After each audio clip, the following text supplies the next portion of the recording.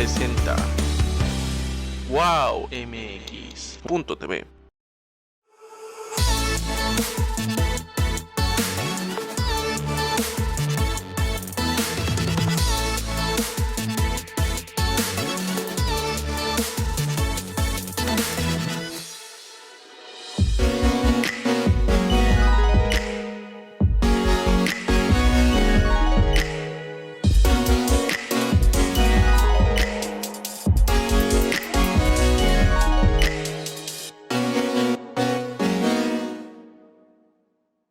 Hola amigos de En Tus Propias Palabras, soy Alejandro Ruiz y el día de hoy estoy muy contento de hacer este programa y de participar en este programa porque si algo hay que nos agrada a los ciudadanos es encontrar a otros ciudadanos comprometidos con el México que queremos construir y que hemos soñado toda nuestra vida.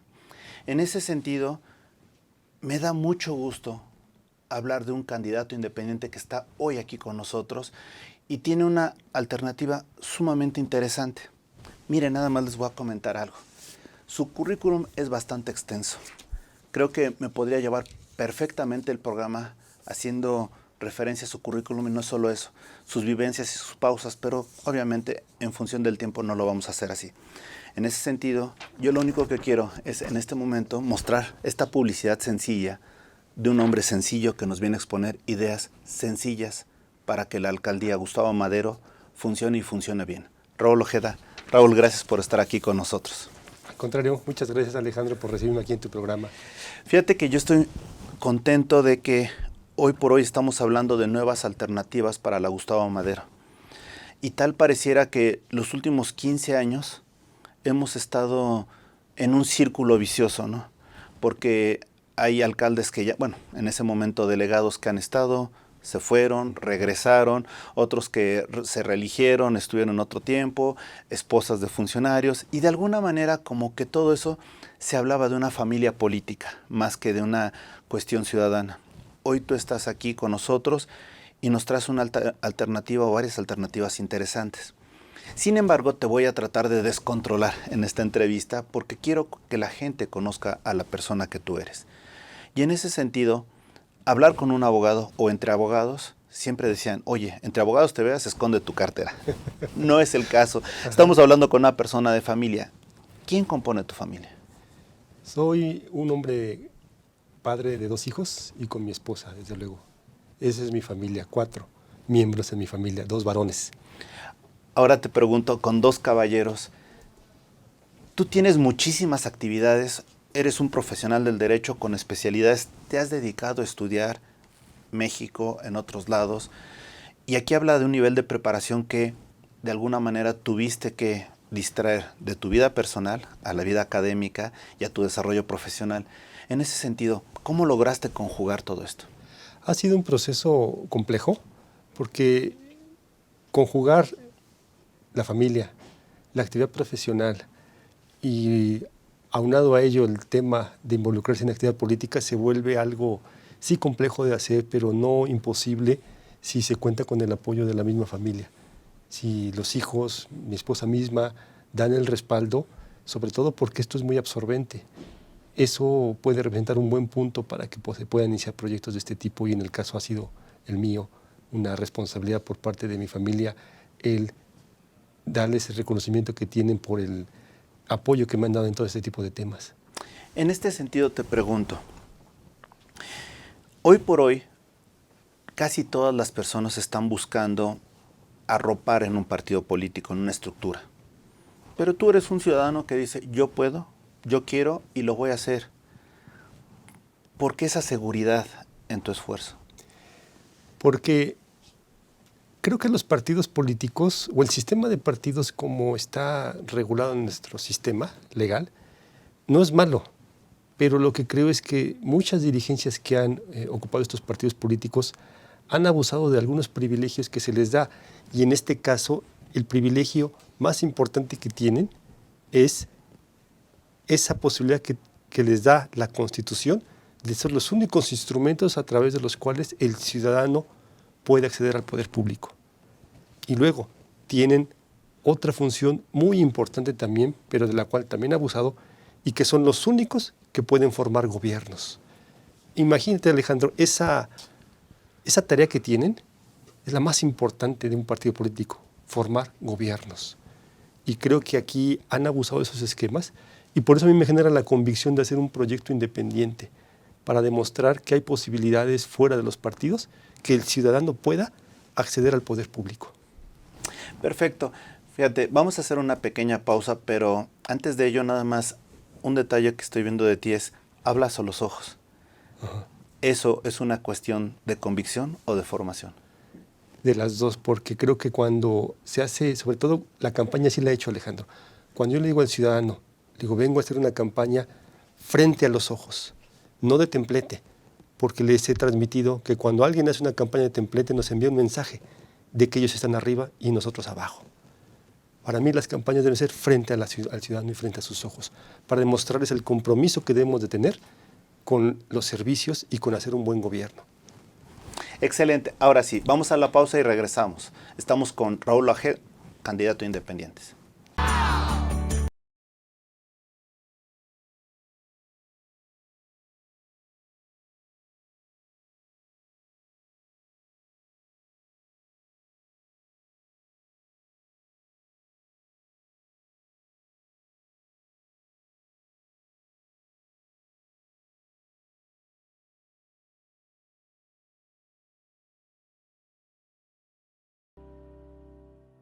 Seguimos y en especial aquí te hago una pregunta que me hizo favor la producción de hacerme llegar.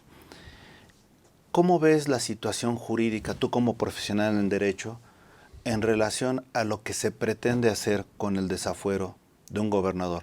No voy a hablar de los motivos para hacerlo, si son o no procedentes, sino me refiero más que nada al conflicto que estamos viendo entre federación y estados y concretamente entre un partido y otros partidos. ¿Eso abona a un México democrático? Creo que estamos viendo un sistema que los que son de la generación 80s y 90s recordarán. Ese sistema de partido único, ese sistema que incluso para mantener sus mayorías crea partidos políticos satélites. Y ese sistema que usa la desaparición de poderes como un mecanismo para la confrontación política. Ya habíamos sobrepasado ese sistema cuando creamos el sistema de control de constitucionalidad y cuando se instrumentó todo esto que se denomina como controversias constitucionales y acciones de constitucionalidad, y a la Corte, a la Suprema Corte de Justicia de la Nación, se le establece como Tribunal Constitucional.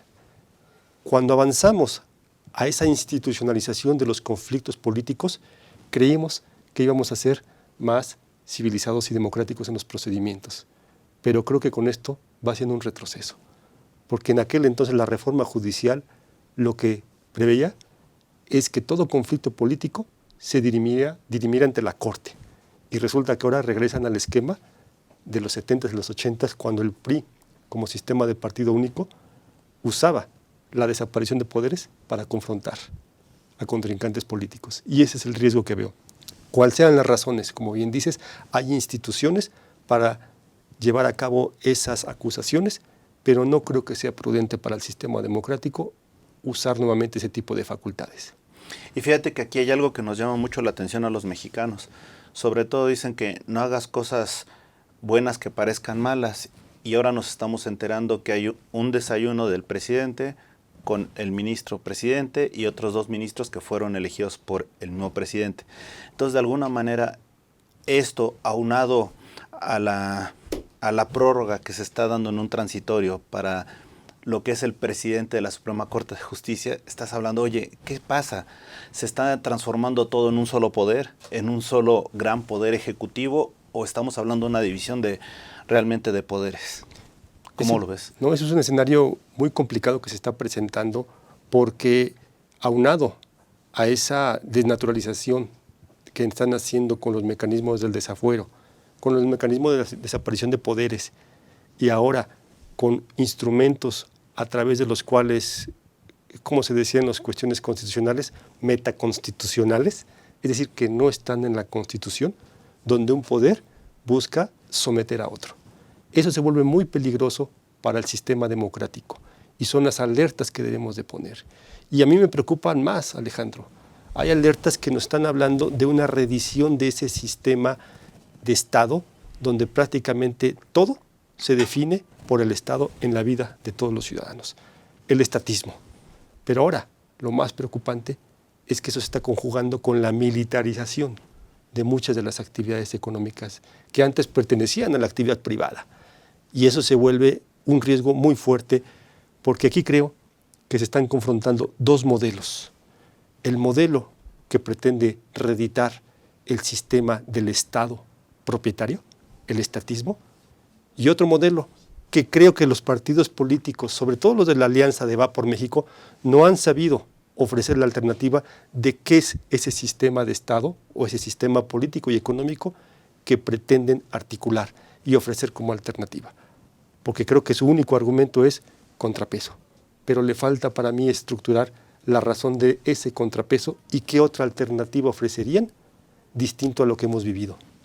No, y tienes toda la razón. Yo sí veo algo verdaderamente peligroso, y ya no dejémonos de los grandes estudiosos del Estado, dejémonos de un Montesquieu, de un Voltaire, cualquiera de ellos. Lo cierto es que hoy estamos viendo que existe un poder, metapoder, meta supremo, y eso lo único que va a hacer es afectar a las instituciones en México. Cuando dejas en una sola persona todo, pues entonces vas a depender de una sola persona, y desafortunadamente estamos hablando también, como lo hemos comentado en estos espacios de Aztele, de que ya estamos hablando de una deidad, porque tal pareciera que por algunas expresiones, por algunos mensajes bíblicos, también hay una gran parte de deidad en el presidente. Y esa figura divina lo único que puede hacer es realmente generar conflictos entre los hombres, porque ninguno somos dioses. Esto se vuelve ahora sí la tergiversación del sistema democrático, un sistema democrático que buscó fortalecerse, consolidarse cuando iniciamos la transición, pero que estamos viviendo efectivamente peligrosos riesgos que vuelven ahora sí que una complejidad en donde se conjugan los tres poderes. Y efectivamente, desde el espíritu de las leyes que muchos conocemos, donde por años se estudió esa división de poderes por la razón de ser de que todo el poder debe de contenerse. El poder en sí mismo es peligroso para los derechos del ciudadano. Por eso la razón de dividirlo. ¿Para qué? Para contenerlo. Pero lo que nosotros creemos es que la alternativa de ofrecer un contrapeso y un equilibrio debe de ir acompañado de un nuevo modelo que debe ofrecerse a la sociedad, más allá del único contrapeso que debe de generarse a este gobierno. Es cierto, no estamos en contra de que a este gobierno debemos de recuperar todos esos contrapesos para contenerlo, porque tiene razón. Creo que ha hecho mucho para conjugar tanto poder y que se vuelve peligroso para el sistema democrático y los ciudadanos en general.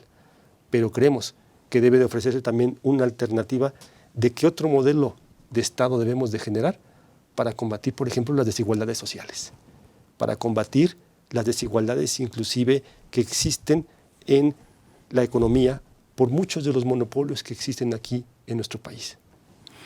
El periodista Sergio Negrete señalaba que son 6 años demasiados para un inepto. En este sentido, de este gobierno llevamos 2 años y vamos para el tercero, y hoy por hoy hay quien dice que se ve una ineptitud, y por el otro lado hay quien dice que se ve una hazaña en controlar todo. En ese sentido, ¿cómo juzgarías o cómo analizarías estos 2 años desde tu óptica ciudadana? Estos 2 años han sido un presidente y un sistema vinculado a él a través de su partido político mayoritario y el control inclusive que ejerce en la Cámara de Senadores y también en la Cámara de Diputados. Quizá algunos ya empezaron a poner los límites de su mismo partido, como el diputado Porfirio Muñoz Ledo, pero creo que esto que hemos vivido se vuelve un modelo que nos está llevando a la ineficiencia. ¿Por qué? Porque se ha ideologizado tanto la función pública que ya se vuelve inoperante. Algunos constitucionalistas, y creo que es muy importante decirlo, hablan de que la Constitución debe de prever un principio de neutralidad ideológica. Y creo que en México debemos empezar a discutir el tema, porque no puede llegar un presidente de la República y querer ideologizar toda la función pública. Es válido que haga valer los principios y la doctrina que promulga su partido político. Pero lo que no es válido es que contra ello, o a pesar de ello, quiera modificar toda una estructura constitucional que nos hemos dado los mexicanos. Y hablo de un caso concreto, los órganos autónomos. Los órganos autónomos tendrán alguna razón en decir que no se ha cumplido la función, pero hemos visto que en muchas realidades estas funciones tienden a perfeccionarse. Los órganos autónomos no son malos. Lo que pasa es que a este gobierno lo que quiere, en ese afán de controlar todo, es desaparecerlos para asumir sus funciones. Y ahí es donde se vuelve nuevamente peligroso la acumulación excesiva de poder. Excelente, Raúl. Si les parece, hacemos una pausa y volvemos. Estamos en tus propias palabras con Raúl Ajeda, candidato independiente.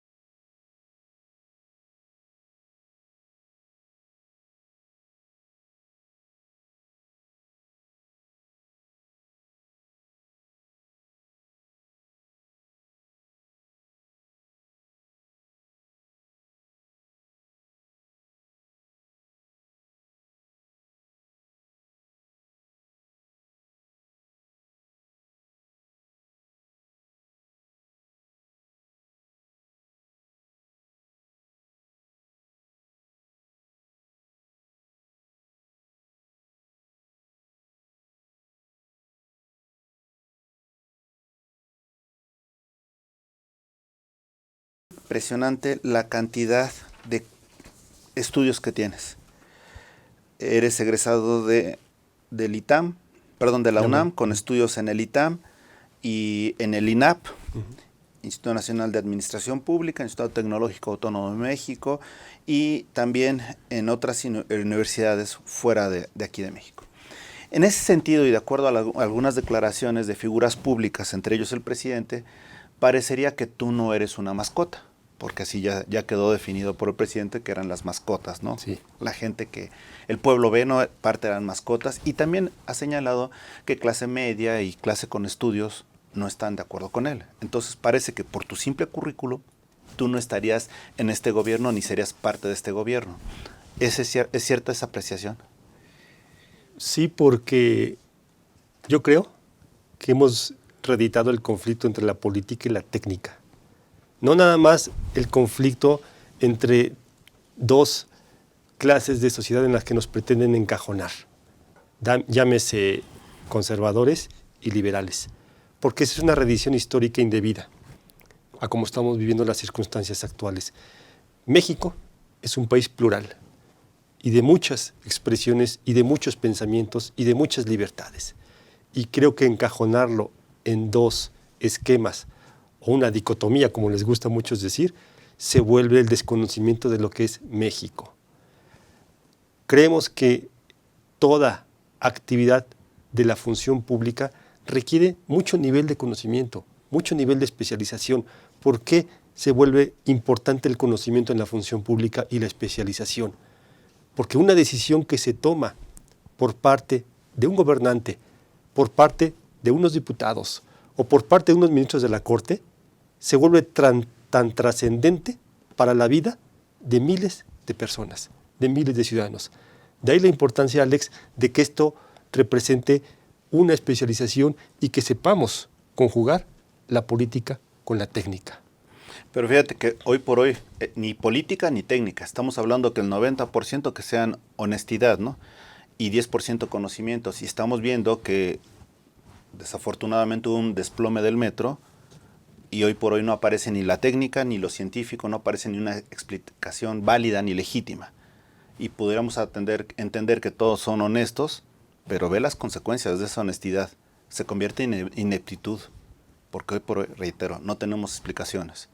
Se habla también de que hay proyectos muy importantes en estos momentos, como podría ser una refinería, que se la pasa como un chapoteadero bajo el agua. Podemos hablar de un Tren Maya que lo que está haciendo es deforestar gran parte del sur de México.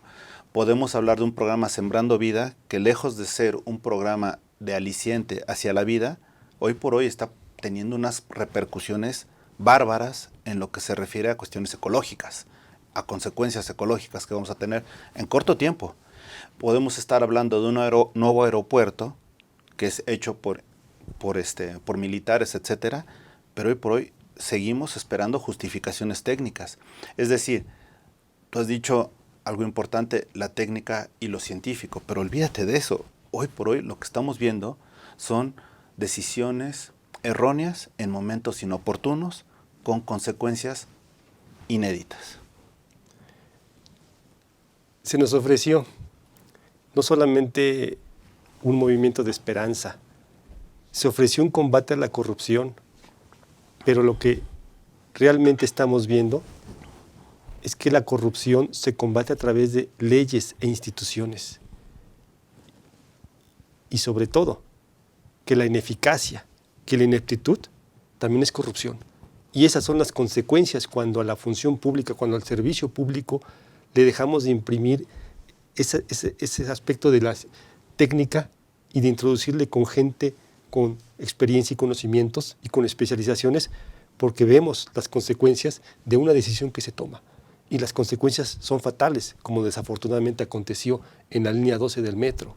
Es ahí cuando estamos entendiendo que lo que nos están ofreciendo es un modelo también de corrupción, porque lo es a través de la ineptitud, a través de la ineficacia y a través de muchas de las componentes políticas. Y eso es lo que ha afectado. Por eso los organismos autónomos tenían una razón de ser cuando se manejaban como órganos especializados, porque hay muchas áreas que requieren muchos conocimientos y que se manejan en distintos países. Los órganos autónomos han buscado tocar esas áreas tan especializadas para proveer un beneficio a la sociedad. ¿Podrá el gobierno decir que realmente no han traído ningún beneficio y lo limita únicamente al tema de presupuesto, porque dice, o su argumento es que gastan mucho? Pero eso no implicaba que busque a muchos de ellos acotarlos en sus funciones. Y vamos a un ejemplo claro, la competencia económica. ¿Qué hace la competencia económica? Debe combatir los monopolios y combate los monopolios. ¿Y por qué lo debe de hacer? Porque un monopolio no genera riqueza.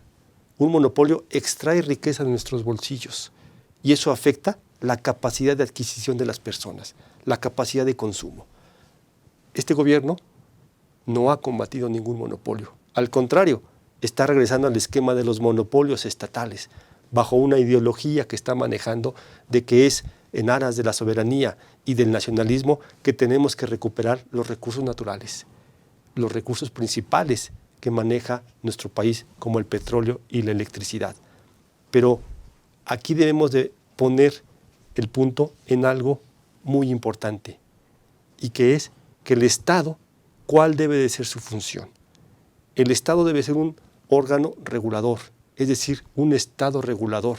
Ya hemos vivido el Estado o el modelo del estatismo. Ya hemos vivido lo que critica este gobierno como el Estado neoliberal, que le gusta mucho usar esa palabra.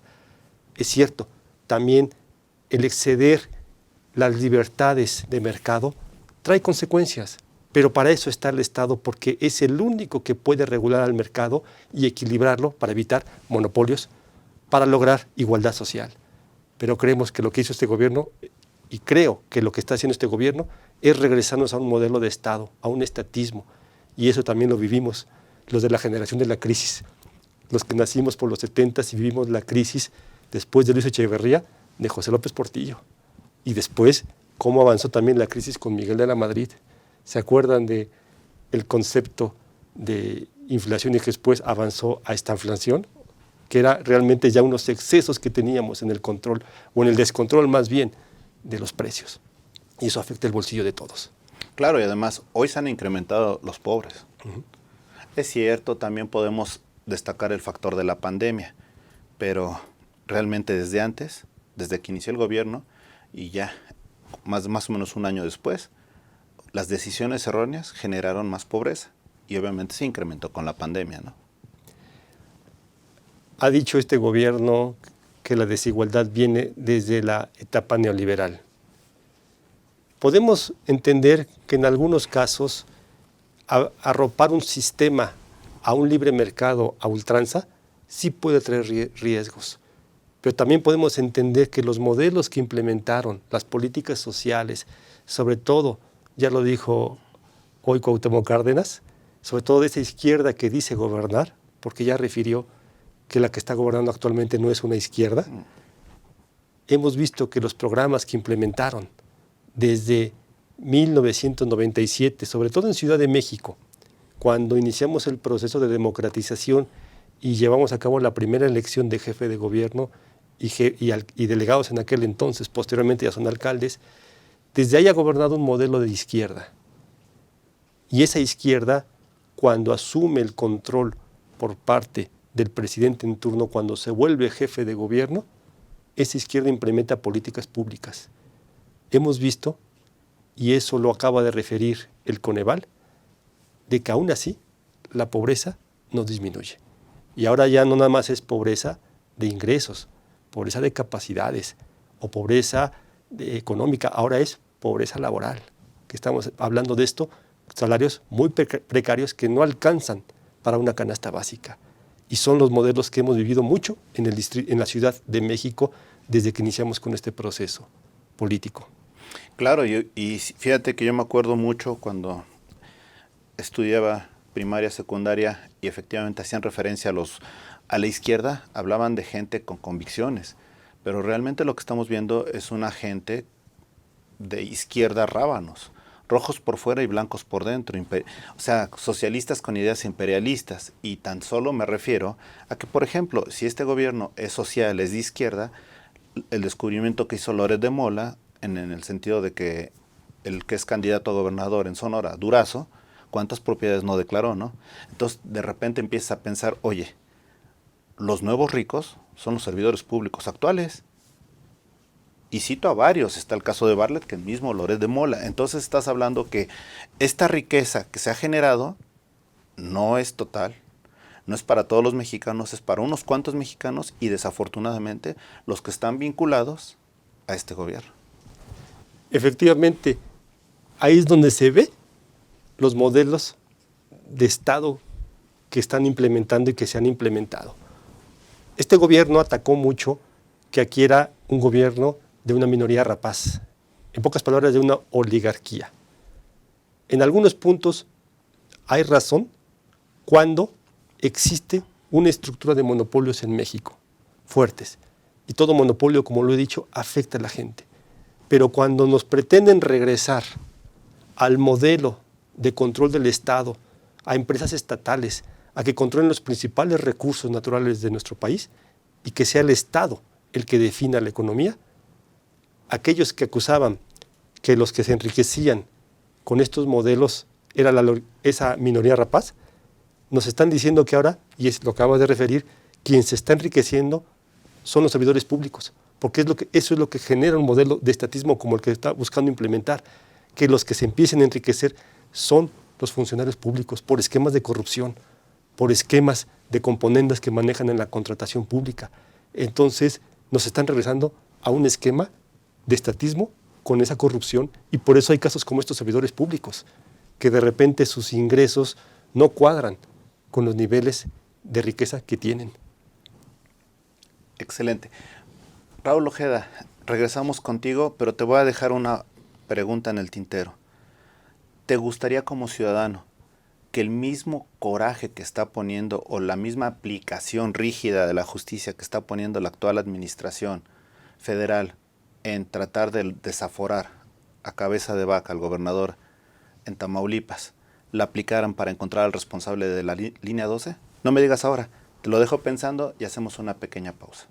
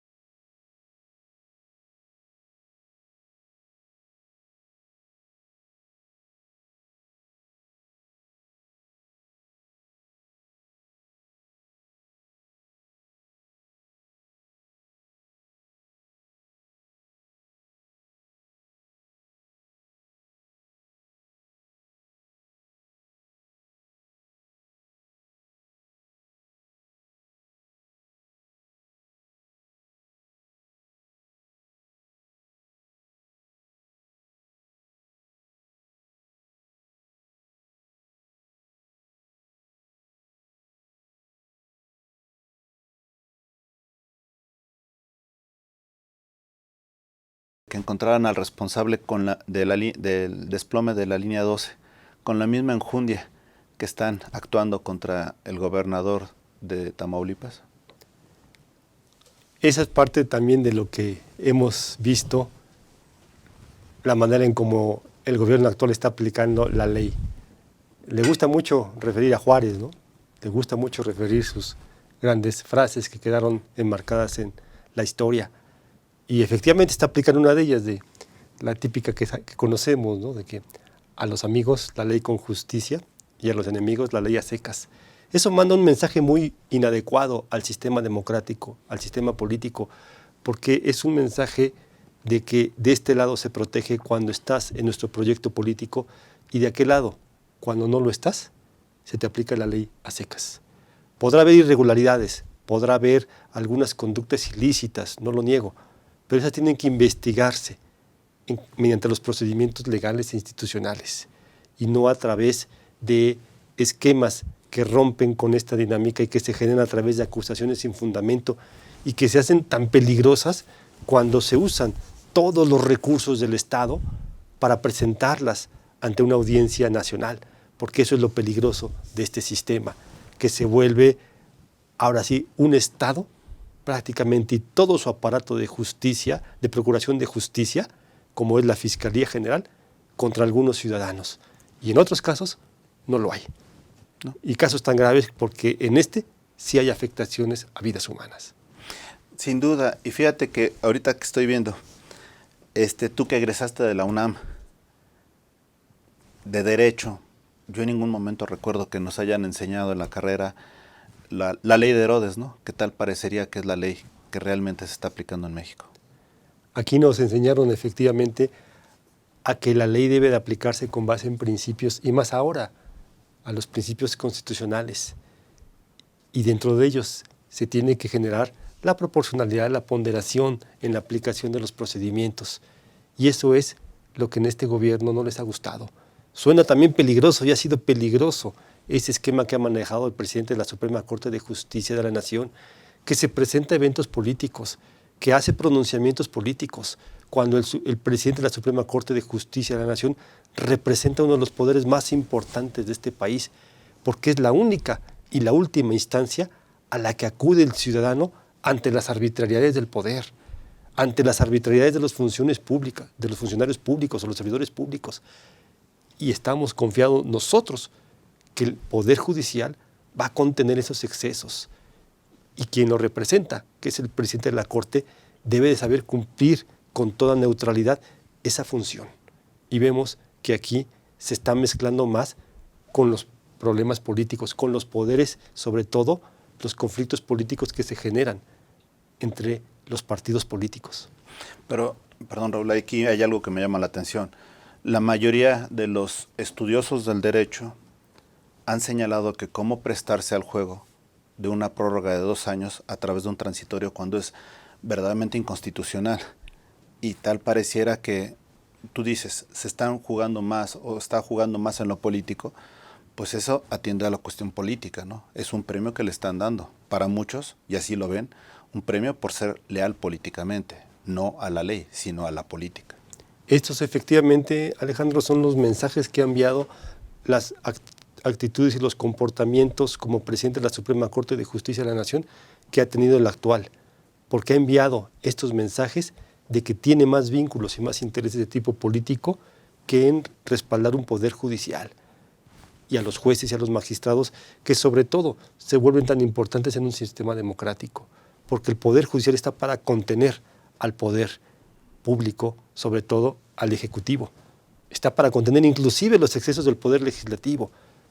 Pero el presidente de la Corte cumple una función tan importante en arropar a todo ese esquema de jueces y magistrados, y aquí vemos que efectivamente ha roto esa parte, y desde el momento mismo en que acepta una prórroga de su mandato, violando flagrantemente la Constitución. Y eso se vuelve un mensaje muy peligroso para nuestro sistema de impartición de justicia. Es algo que la gente lo ha visto, yo lo he visto, tienes la capacidad técnica profesional para tener una vida plena y obviamente tienes los respaldos, maestría en Derecho Administrativo, maestría en Administración Pública, maestría en Dirección y Gestión Pública Local. Perdóname, ¿por qué ser candidato independiente? Es algo que no entiendo. O sea, yo puedo decir, bueno, va por un hueso. Tú no vas por un hueso. Tú tienes la capacidad como ciudadano para exigir un cargo, y digo exigir como ciudadano, no como de otra manera, para participar. Pero ¿por qué realmente? ¿Cuál es la situación? Explícame, porque tú eres un profesional exitoso. Sí, yo me he dedicado mucho a ejercer como abogado, y precisamente en la función que ejerzo como abogado, mi labor principal es enfrentarme al poder. Y luego a través de tribunales y a través de los procedimientos y las leyes, porque el gobierno debe de regirse a través de las leyes.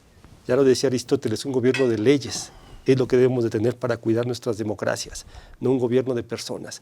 Las personas, desde luego, cumplen una función, pero todo tiene que ser a través de las leyes. Y yo he decidido involucrarme en procesos políticos, partidistas, porque a raíz de todo lo que hemos vivido y lo que estamos viviendo, sí me preocupa mucho para las siguientes generaciones, porque tengo dos hijos que si nosotros no hacemos algo por equilibrar estos poderes, por recuperar mucho de lo que debe representar un gobierno y un Estado, va a afectar a ellos, porque al final es la generación siguiente que va a empezar a resentir los efectos de las decisiones que toma este gobierno. Y lo hago por la vía independiente, porque creo que los partidos políticos, sobre todo los tradicionales, han fallado mucho en la confianza que se les ha dado a la sociedad. Es a través de ellos por los cuales la sociedad confía en que lleven a cabo una función de gobierno, en que lleven a cabo las políticas que beneficien a miles de generaciones. Es a través de ellos que les encargamos el formar gobierno y que estos gobiernos sean lo más con calidad humana y lo más democráticos para que pueda equilibrarse toda la pluralidad que tenemos en México. Y resulta que muchos de estos partidos políticos han vuelto ese sistema una franquicia personal o familiar, un tema de familias políticas, un tema donde los mismos y los de siempre sí aparecen en los cargos cada elección y vuelven prácticamente el partido político un sistema de repartición de rentas y de los presupuestos públicos. Por eso creo en la vía independiente, lo he vivido. En los partidos políticos han abusado en esos esquemas que le da, porque también, Alejandro, he sostenido que los partidos políticos han vuelto un monopolio la política. ¿Y por qué lo digo? Porque no obstante que la Constitución los establece como entidades de interés público, resulta que la Ley General de Partidos Políticos prevé un principio de autodeterminación de los partidos. ¿Y qué hacen los tribunales electorales? En sus asuntos internos no entramos con los partidos políticos. ¿Pero qué hacen los partidos políticos? Introducen reglas asimétricas. Algunas dirigencias, no hablo del sistema de partidos en sí, sino las dirigencias, Alejandro, introducen reglas asimétricas, y una regla asimétrica tiende a generar monopolios. Y esas reglas las manejan con mucha discrecionalidad. Y eso hace que algunos partidos políticos se vuelvan, a través de sus dirigencias, esquemas cerrados, donde un ciudadano que quiera participar o introducirse al poder público tenga que pasar por muchos filtros de ellos. Entonces, ¿qué hacen? Generan un esquema de monopolio en la política. Ahora bien, me parece excelente lo que estás comentando y me parece muy loable tu esfuerzo. ¿Cuentas con equipo? Porque fíjate que normalmente eso es algo que te dan los partidos, te dan una estructura y eventualmente empiezas, lo que tú decías, el pago de prebendas, empiezan a poner posiciones. Pero en tu caso, que eres un candidato independiente, ¿cuentas con un equipo? Contamos aquí con un equipo que nos ha permitido llevar todos estos procesos técnicos y complejos ante la autoridad electoral, porque, Alejandro, no es sencillo ser candidato independiente. No, me queda claro. Implica no solamente obtener el respaldo de ciudadanos con su firma, implica también cumplir con muchos requerimientos técnicos, sobre todo en materia de fiscalización. Por eso a nosotros nos preocupaba, o más que preocuparnos, nos decíamos hasta dónde está la inequidad de las reglas, que nosotros como candidato independientes, yo como candidato independiente, busqué ser muy escrupuloso en el cumplimiento de las reglas en materia de fiscalización, en entregar los informes de ingresos y gastos. Y resulta que prácticamente todos los candidatos a los cuales el Instituto Nacional Electoral les negó el registro por no cumplir con su obligación de rendir informes de ingresos y gastos, todos eran de Morena. Lo que nos habla que ni siquiera eran capaces de buscar cumplir con obligaciones de información y de transparencia que lo exige no el Consejo General del INE, lo exige la sociedad a través del Instituto Nacional Electoral, porque es a la sociedad a la que queremos saber cómo aplican los ingresos y los gastos. Aquí en la candidatura independiente lo buscamos hacer a través de un equipo técnico. No te voy a decir que es un equipo grande porque efectivamente no tenemos la estructura que tienen los partidos políticos, ni los recursos que tienen los partidos políticos, porque a la candidatura independiente le dan muy poco dinero. A mí tan solo nada más me entregaron 180,000 pesos para una campaña alcalde donde los partidos políticos en promedio están recibiendo a nivel Ciudad de México 64 a 24 millones de pesos. Les permite prácticamente contar con muchísimos recursos para hacer una campaña. Eso ha implicado que yo busque mucho apoyo de varios voluntarios, sí, pero con capacidad, Alejandro. Desde personas que tienen conocimientos en materia financiera, porque es la manera en cómo pude cumplir con los requerimientos en materia de fiscalización del INE, hasta cuestiones electorales, porque también hay gente que me está apoyando con cuestiones de carácter legal para atender debidamente los procedimientos en materia electoral, e inclusive con gente que tiene conocimientos en materia de política y sociología, porque tengo también en equipo mío a una persona que es doctora en sociología, tengo una persona que es doctora en economía, y son los que me están apoyando. Pero aún así, Alejandro, yo buscaré abrir la administración pública de la alcaldía Gustavo Madero, la gestión pública, a los mejores perfiles que encuentre en la sociedad maderense, porque creo en la sociedad civil y que podemos encontrar perfiles muy importantes para ocupar cargos muy importantes en la alcaldía. ¿Esos perfiles serán 90% honestidad, 10% conocimientos, o cómo lo equilibras? Será el conocimiento, la especialización y con honestidad, al 100% ambos, porque debemos de cumplir con los requerimientos de ser transparentes, de ser honestos, pero también de ser eficientes, porque voy al mismo punto, Alejandro. Este gobierno nos ha demostrado que la ineficiencia, la ineptitud también es corrupción, y la corrupción mata. Excelente. Vamos a hacer una pequeña pausa y aquí sí celebro algo. Efectivamente, ustedes cuentan como candidatos independientes con pocos recursos. Y nosotros durante estos tiempos hemos invitado a personas de partidos políticos, candidatos de partidos políticos. Pero para nosotros es un bálsamo recibir un candidato independiente, porque estamos dándole la voz a todas las personas que quieran venir aquí a platicar, opinar, obviamente, bajo ciertos esquemas sanitarios, pero es grato escuchar cómo te le estás jugando, cómo estás distrayendo tus recursos en venir y ofertar lo mejor para la sociedad. Lo celebro y con eso vamos a hacer una pequeña pausa y regresamos. Estamos en Tus Propias Palabras con Raúl Ojeda.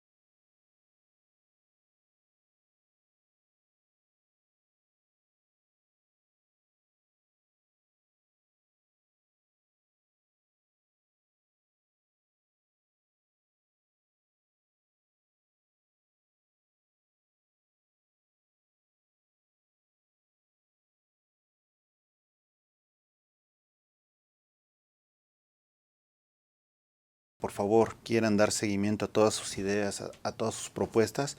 Me está entregando sus propuestas, pero por favor, Raúl, ¿puedes decirle a la gente los principales rubros que tienen tus propuestas y dónde pueden verlas para consultar y aportar incluso comentarios? Aparezco en redes como Raúl Ojeda, tanto en Facebook como Twitter, y desde luego también una página web, y donde se pueden verificar todas las propuestas que estamos planteando en este proyecto independiente, que, déjame decirte, Alejandro, se vuelve tan importante por las circunstancias que hemos vivido en Gustavo Madero. Creemos que la alianza va por México, sí por México, PAN, PRI, PRD, puede ser un esquema donde busque el voto útil. Sí, no negamos que dentro de sus pretensiones del llamar o hacer un llamado al voto útil, busque contener y equilibrar el poder excesivo que tiene el gobierno actual. Pero creemos que están cometiendo un error en la manera en cómo lo hacen a nivel local, porque los gobiernos locales son los más importantes en una estructura del gobierno o del sistema de gobierno federal o de un federalismo. ¿Por qué lo digo? Porque en el caso de Gustavo Madero tenemos una experiencia muy complicada, una experiencia que ha sido muy difícil para los maderenses. Hemos vivido desde 1997 para acá un gobierno de solo una familia política. Claro que ahora se fracturó, se dividió, porque iniciamos con gobiernos del PRD, donde inició un exdelegado conocido como ingeniero, o que se llama Lobo, se apellida Lobo. Víctor Hugo Lobo. ¿Qué es lo que hizo? Empezó a generar un esquema también de ver que la alcaldía, que el gobierno es un patrimonio personal. Y después se lo transmitió a la que era su pareja, Nora Arias. Pero desde aquellos años, inclusive antes de que ellos fueran encargados de la alcaldía, en aquel entonces de la delegación, ya estaban en el gobierno delegacional de la Gustavo Madero con Francisco Chiguil, claro, que es el actual alcalde. Y eran de la misma familia política, la misma que se dice llamar izquierda, y que llevaron y han llevado a la Gustavo Madero a una situación de demasiada pobreza. Porque uno ve no solamente pobreza de ingresos, también ve mucha pobreza urbana. ¿Y a qué nos referimos con pobreza urbana? Al estado en que se encuentran nuestras calles, al estado en que se encuentran nuestras avenidas y aquellas obras que generaron muchísimo conflicto y están generando muchísimo conflicto urbano en varias partes de la alcaldía. Por eso creemos que aquí un proyecto independiente se vuelve una opción donde la alianza no está viendo lo que acaba de hacer, porque acaba de volver a decirle a todos los maderenses que en aras de contener al poder excesivo que tiene Morena a nivel federal, nos van a regresar a los mismos que nos han gobernado por años y a los mismos esquemas de extorsión institucionalizada y a los mismos esquemas de corrupción que hemos vivido con ellos y a estas políticas sociales que por el enfoque clientelar que le imprimieron durante años jamás ha reducido la pobreza en Gustavo Madero. Por eso aquí planteamos un proyecto diferente que trae 5 ejes rectores, Alejandro, y tiene que ver todo con una nueva visión que queremos implementar en Gustavo Madero, un nuevo modelo de gobierno enfocado en darle mayor peso a la sociedad y al ciudadano. Y uno de ellos, el principal, y en el cual se soportan los otros ejes rectores, tiene que ver con la democratización de la gestión pública local. Que los ciudadanos seamos los que tomemos el control de la gestión pública de la alcaldía, porque ahí vivimos, ahí van nuestros hijos a la escuela, ahí llevamos nuestras actividades familiares, ahí salimos a convivir y resulta que no decidimos y no definimos más que una mínima parte del presupuesto que en GAM ronda casi los 5,000 millones de pesos, solamente definimos una parte a través del presupuesto participativo, una mínima parte. Y es la única manera en que podemos incidir. Por eso, una de las principales propuestas que tenemos en este proyecto es democratizar la gestión pública. ¿Y cómo lo haremos? Lo haremos a través de la creación de bandos que van a modificar toda la estructura de las direcciones territoriales, que en Gustavo Madero son 10. Las direcciones territoriales tradicionalmente las vemos como unas meras oficinas de presentación de escritos y quejas, donde solicitamos un servicio, pero el alcalde tiene facultades para modificarlas, para crearlas y para darles una nueva orientación. Y a través de la Constitución de la Ciudad de México, donde se prevén muchos principios, dentro de ellos la participación ciudadana, podemos crear un esquema a través del cual estas direcciones territoriales se conviertan en órganos colegiados y estén representados los colectivos de los ciudadanos y de los vecinos, estén representados los vecinos. Y no vamos a ir en contra de la estructura actual del alcalde con sus concejales, porque también, Alejandro, hay otro problema. del sistema de partidos. De entrada, los concejales habían sido previstos cuando se modificó la estructura política de la Ciudad de México y de sus alcaldías, cuando se crearon las alcaldías, que los concejales iban a ser de los ciudadanos. ¿Qué hicieron o qué hizo las dirigencias de los partidos políticos? Las cooptaron y rompieron con esa posibilidad de que fuera el ciudadano el que pudiese incidir con el alcalde en los presupuestos públicos, y cooptaron esos espacios de participación. Por eso hablo que los partidos políticos han abusado mucho de estos esquemas, y ahí es donde rompieron esa posibilidad. Por eso aquí nosotros vamos a recuperar esos espacios ciudadanos. Ese va a ser uno de nuestros ejes rectores.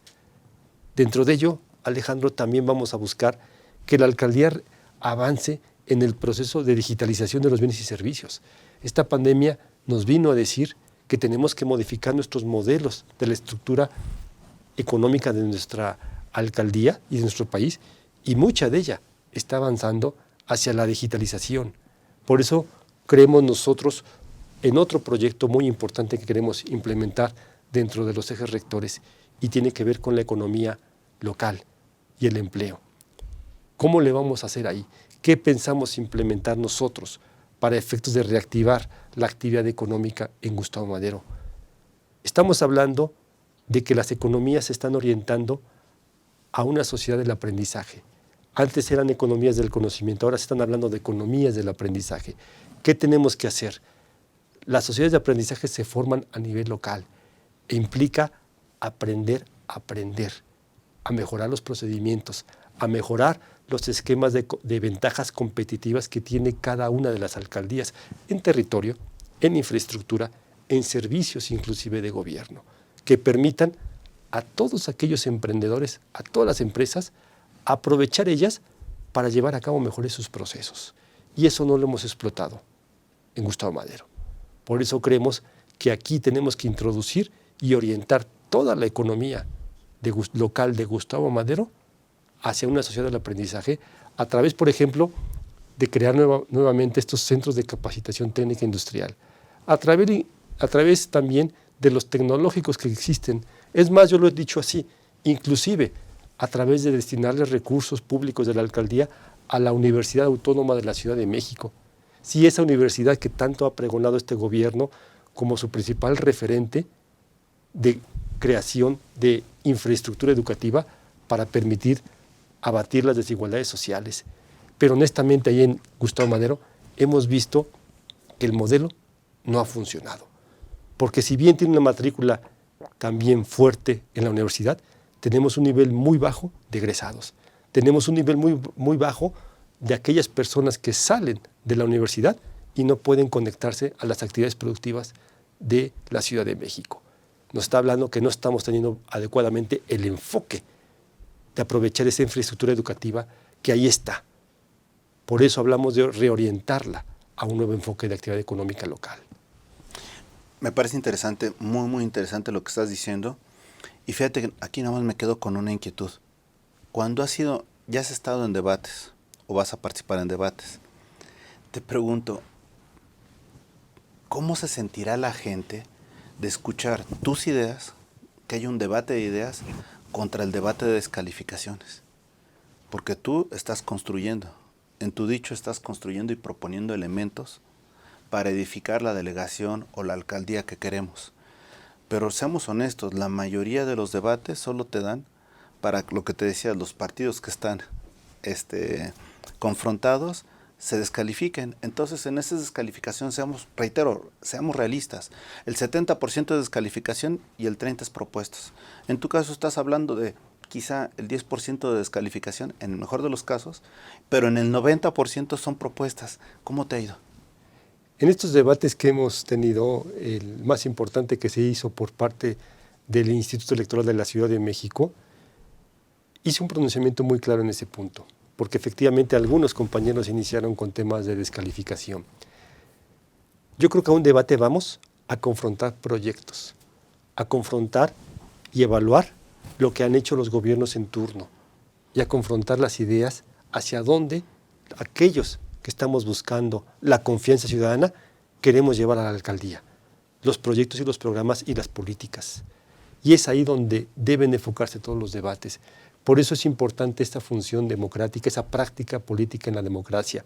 Desafortunadamente, pues, el gobierno que está teniendo ahorita la alcaldía, el alcalde no asistió a esos debates, no obstante que está buscando su reelección, porque iba a ser importante hablar de temas tan trascendentes como la seguridad ciudadana. Hace algún tiempo hablábamos de un esquema de seguridad ciudadana.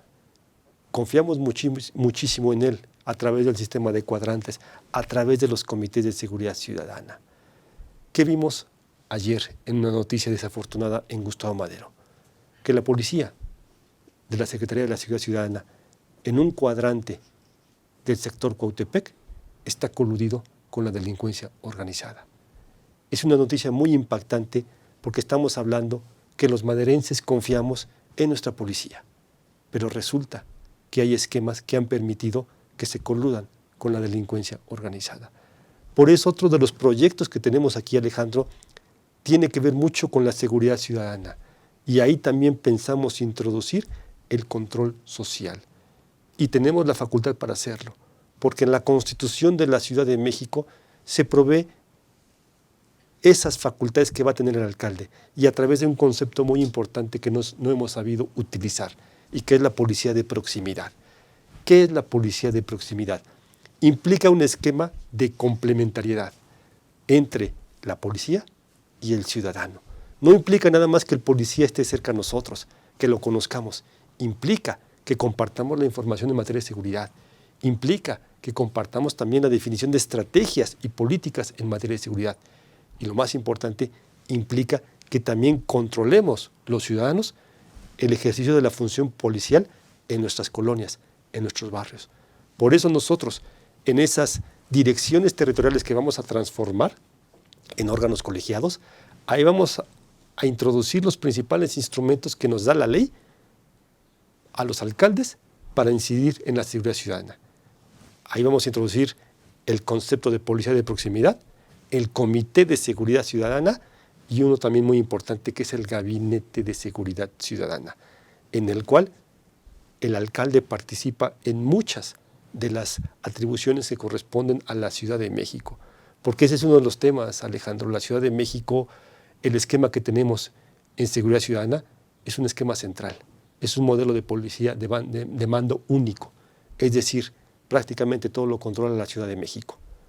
Y la alcaldía únicamente puede intervenir en cuestiones de policía de proximidad, en cuestiones de comité de seguridad y en el gabinete para ser partícipe en las discusiones que se hacen a nivel Ciudad de México.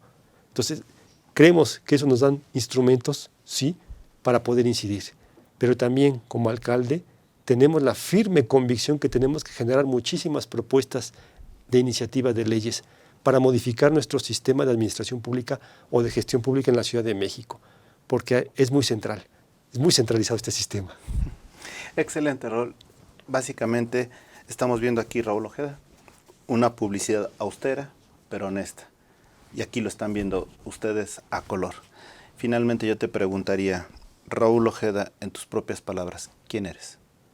Soy una persona, Alejandro, que ha buscado siempre construir, porque creo en las instituciones, creo en un sistema democrático, creo en las reglas, y tenemos que construirlas para tener una mejor convivencia.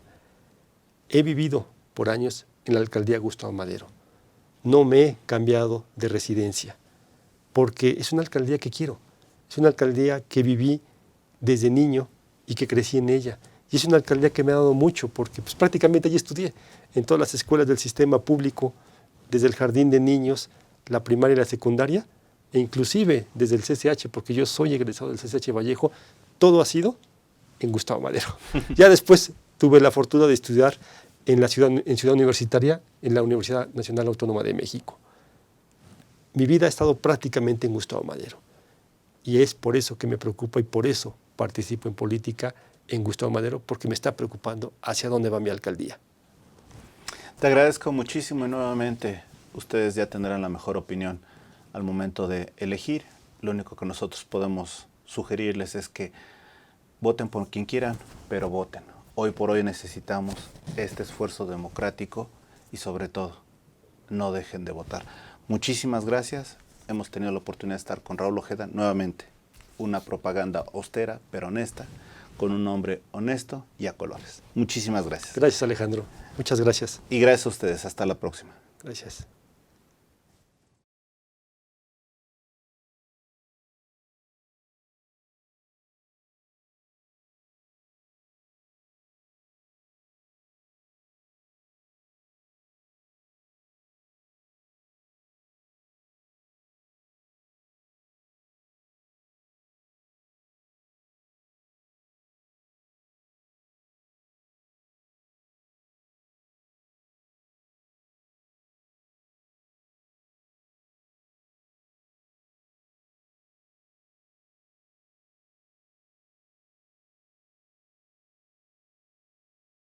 Wow,